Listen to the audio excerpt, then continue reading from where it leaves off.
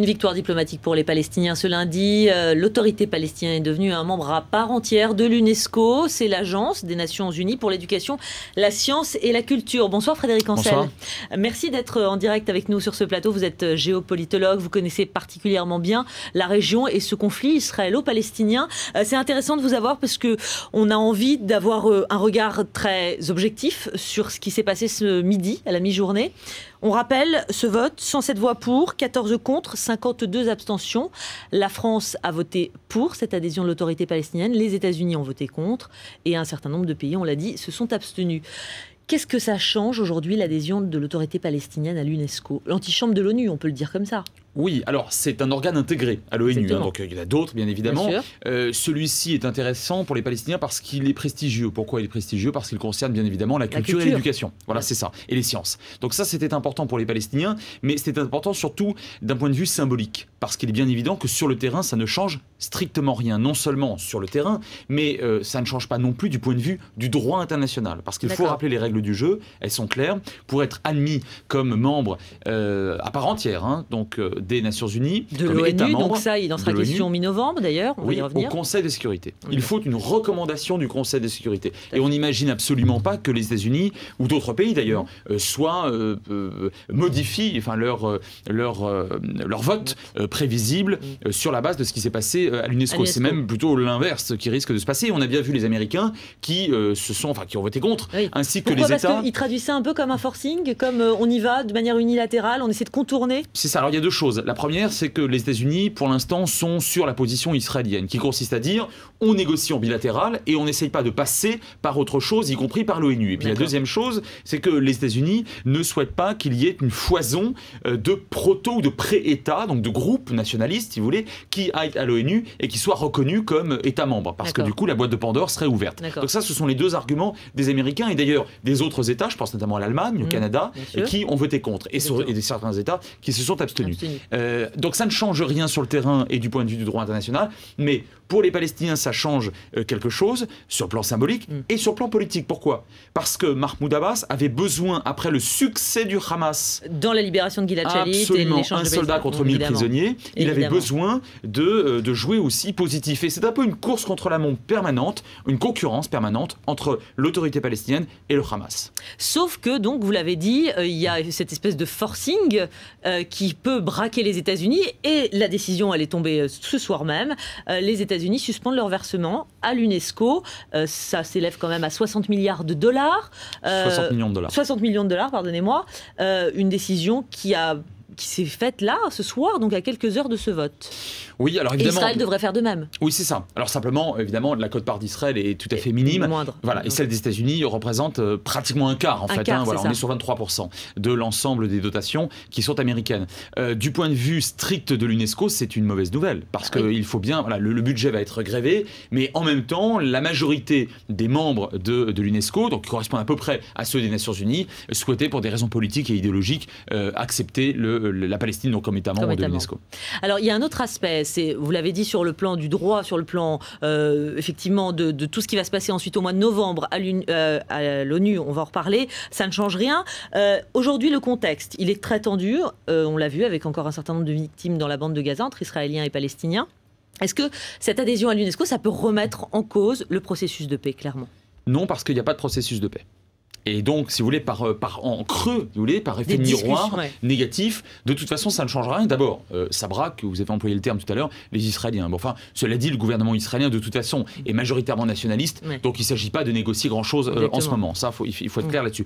Ensuite, ce qui se passe dans la bande de Gaza et aux abords de la bande de Gaza, c'est très lié au Hamas, et non pas à l'autorité palestinienne. Il faut bien rappeler, et on le sait, que depuis le 15 juin 2007, depuis le putsch du mouvement islamiste palestinien dans la bande de Gaza, l'autorité palestinienne de Mahmoud Abbas ne contrôle plus rien. On est d'accord. Autrement dit, l'accord, donc l'échange qui a eu lieu il y a quelques jours de cela entre Shalit et les 1000 prisonniers palestiniens, c'est entre le Hamas et Israël. L'autorité palestinienne était totalement étrangère à cet échange. Et d'autre part, les tirs de roquettes concernent le Hamas et parfois même pas. Concernent un groupuscule encore plus violent que le Hamas, à savoir le djihad islamique, qui n'obéit pas au Hamas et qui contrôle une partie des effectifs et des matériels dans la bande de Gaza.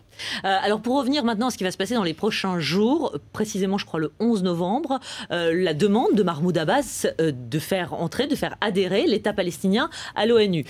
On l'a dit, on le sait, les États-Unis sont très frileux, voire très récalcitrants sur le sujet.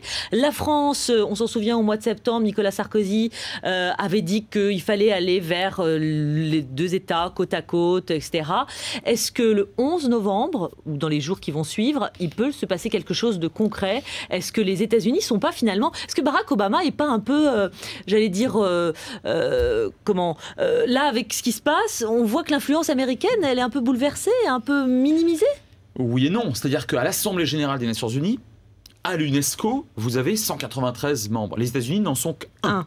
Alors avec une certaine influence sur certains archipels du Pacifique, mais pas tellement davantage. Mais sur le plan international, Obama, aujourd'hui, c'est... Oui, mais surtout au Conseil de sécurité, c'est pas du tout la même chose. Vous n'avez que 15 membres, dont 5 permanents. Bien sûr. Hein. Les États-Unis sont l'un des permanents et par conséquent disposent d'un droit de veto. Et le veto américain, il est acquis. Donc de toute façon, ça ne changera pas. Et il peut se passer pire pour Mahmoud Abbas. Les États-Unis ne sont peut-être même pas obligés de mettre leur veto parce qu'il y a une deuxième condition pour que ça passe, pour qu'une résolution passe au Conseil de sécurité. Alors évidemment, donc, il ne faut aucun droit de veto parmi les 5 possibles, mais il faut aussi une majorité des 2 tiers sur les 15 membres, c'est-à-dire 9 sur 15. Eh bien aujourd'hui, on est entre 8 et 9, et il ne faut pas d'abstention, il faut des pour, bien évidemment. Donc pour l'instant, c'est même pas sûr que ça passe. Donc je pense que le 11 novembre, il ne se passera rien au Conseil de sécurité. Or, s'il ne se passe rien dans cette instance-là, eh bien à l'Assemblée générale des Nations Unies, il ne se passera pas davantage, où il peut y avoir, comme à l'UNESCO, un vote très majoritaire, mais encore une fois, les règles du jeu sont claires. Il faut une recommandation du Conseil de sécurité. D'accord. Parlons de la France. Il semble qu'hier, encore dimanche, on tendait vers une abstention, a priori, sur le vote à l'UNESCO. Et puis donc ce oui, aujourd'hui, Nicolas Sarkozy veut quoi? Veut être inscrit dans les livres d'histoire dans ce conflit? Il veut sa part du gâteau? Il veut essayer de grappiller sur le terrain de Barack Obama? Alors d'abord que la France souhaite revenir au Proche-Orient, ça c'est pas nouveau effectivement, mais cela dit ça date pas mal quand même de Nicolas Sarkozy. Donc ça c'est depuis quelques années, on a vraiment l'impression que sur les affaires israélo-arabes, libanaises, syriennes, la France veut peser d'un véritable poids. D'ailleurs dans l'ensemble du monde arabe, avec le printemps arabe, on l'a vu en Libye, on l'a vu notamment en Libye. Bon, ça c'est le premier point, le contexte général. Deuxième point, Nicolas Sarkozy, le 23 septembre dernier, propose à la tribune de l'Assemblée générale des Nations Unies quelque chose d'autre, une troisième voie. Alors il n'est pas suivi par Mahmoud Abbas, mais en même temps, cette troisième voie concernait le Conseil de sécurité. Donc il fallait ne pas aller au Conseil de sécurité, et en contrepartie de quoi, il y avait un processus qui devait durer 1 an. Bon, et pendant cette année-là, on discutait, on négociait, voilà, on recadrait les négociations entre Israéliens et Palestiniens, mais Mahmoud Abbas s'abstenait de déposer cette demande qui de toute façon aurait été rejetée par Obama et qui sera rejetée par Obama. En revanche, Nicolas Sarkozy, à ma connaissance, n'a jamais parlé des organes intégrés à l'ONU autres que le Conseil de sécurité. Et la France sait très bien que c'est symbolique ce qui vient de se passer. Donc je pense, mais je peux me tromper, je pense pour ma part que la position de la France est finalement assez claire. Oui, sur les organes intégrés, notamment sur celui qui est le plus... qui concerne la culture, la science et l'éducation, mais pas au Conseil de sécurité. Et je pense pour ma part que début novembre, il devrait y avoir donc une abstention de la France, idem d'ailleurs pour la Grande-Bretagne, sur ce dossier. D'accord, donc la France quand même véritable interlocuteur, mais avec effectivement des conditions, ça dépend des étapes en fait. C'est ça, et avec donc une position assez confortable qui est celle de la troisième voie. Donc on ne suit pas la position, on va dire, israélo-américaine, on ne suit pas non plus totalement la position palestinienne et celle de certains pays arabes qui la soutiennent. On propose une voie qui serait peut-être européenne si l'Europe était unie. Or on l'a bien vu aujourd'hui, elle l'est moins que jamais. Moins que jamais. Très concrètement maintenant, je voudrais comprendre un petit peu ce qui va se passer sur le terrain. L'UNESCO, donc on parle de culture, d'éducation, de culture. C'est important sur cette terre qui est tellement convoitée. Il y a des lieux qui sont fortement symboliques. Bethléem, lieu de naissance du Christ, Hébron, pour le caveau des patriarches, la mosquée d'Ibrahim ou encore Jéricho. Qu'est-ce qui va se passer pour ces sites? Est-ce que les Palestiniens vont demander une reconnaissance au patrimoine mondial de l'humanité pour ces sites-là? Et comment ça va se négocier avec les Israéliens? Puisque aujourd'hui, c'est eux qui ont le contrôle de certains de ces sites. Oui, alors il y a deux possibilités. Soit ce sont des sites spécifiquement palestiniens qui ne sont pas revendiqués par Israël, et pour lesquels les Palestiniens souhaitent une réfection ou une protection. Alors à ce moment-là, on vote à l'UNESCO et puis on décide d'attribuer un budget, par exemple, pour la réfection de telle église, telle mosquée, etc.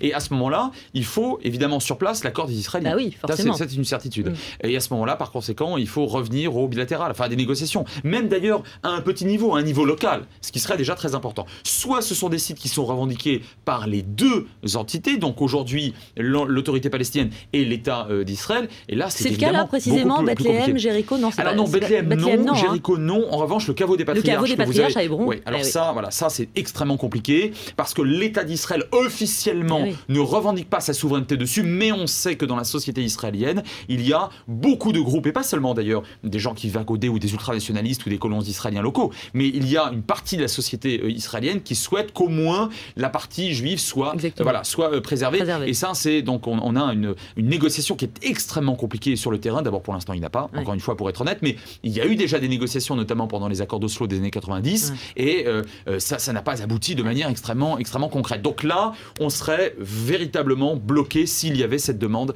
palestinienne, puisque les Israéliens, sur le terrain, évidemment, refuseraient. Voilà, donc encore des blocages en perspective. Est-ce qu'on ne craint pas dans cette situation que justement Israël renforce la sécurité, les barrages avec maintenant cette adhésion ?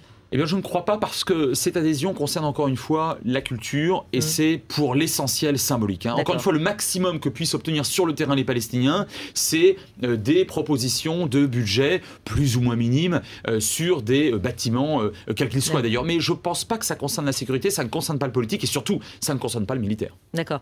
Depuis la libération de Gilad Shalit, on en a parlé bien entendu sur cette antenne, et la libération bien entendu des 1000 prisonniers palestiniens, est-ce qu'on peut espérer un dialogue ou est-ce qu'on sent qu'effectivement il y a une espèce de gouvernance à deux têtes, Mahmoud Abbas, le Hamas, et ça complique d'autant plus les négociations? Oui, je serais très optimiste à moyen et long terme, mais pas à court terme. Moyen et long terme, pourquoi? Parce que toutes les enquêtes d'opinion réalisées depuis les accords d'Oslo des années 90 démontrent, tant du côté palestinien que du côté israélien, l'acceptation soit de la création de l'État de l'autre à côté, soit du maintien de l'État de l'autre, c'est-à-dire de l'État israélien à côté. Et ça, c'est quel que soit le niveau de tension qui existe entre les deux parties. On l'a vu notamment pendant la guerre Israël-Hamas en 2008-2009.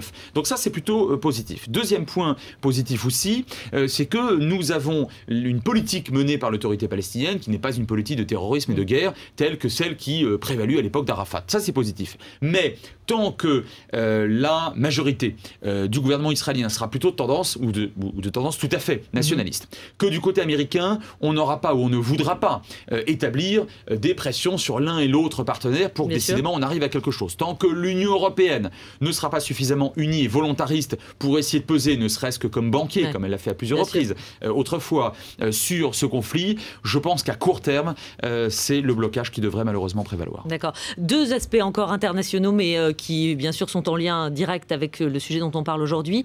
La Tunisie, évidemment, Ennahda qui a remporté ses élections.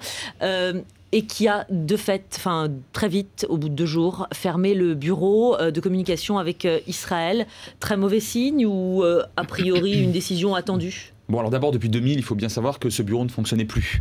Il est vrai que d'autres pays arabes avaient aussi un bureau d'intérêt économique et commercial et qu'il avait été provisoirement fermé. C'est notamment le cas du Maroc, d'un régime tout à fait modéré. Bon, ça, c'est le premier point. Le deuxième point, on a affaire à une tendance idéologique parfaitement claire. Enfin, je veux dire, Ennahda est un parti islamiste. Alors, j'ose espérer qu'il se comportera, si il obtient la majorité gouvernementale dans 1 an, parce que pour l'instant, il ne s'agit que de bâtir une constitution.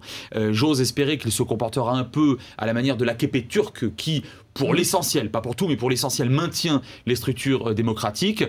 Ça, on le verra à l'usage. Mais il est bien évident qu'un parti islamiste est parfaitement antisioniste, anti-israélien, enfin par nature et par vocation. Donc mauvais signal quand même pour la communauté juive de France qui a gardé des attaches là-bas en Tunisie et qui va régulièrement, on le sait, après les années 60, il y a un certain nombre de juifs français qui vont régulièrement sur place. C'est juste, c'est pas forcément un mauvais signe vis-à-vis des touristes.